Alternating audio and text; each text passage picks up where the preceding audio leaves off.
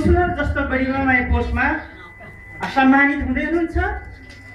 Ladies and gentlemen, आज हामी उहाँलाई सम्मान गर्न गइरहेका छौँ। फेरि पनि आदरणीय चेयरम्यानजीले उहाँलाई सम्मान गर्दै हुनुहुन्छ।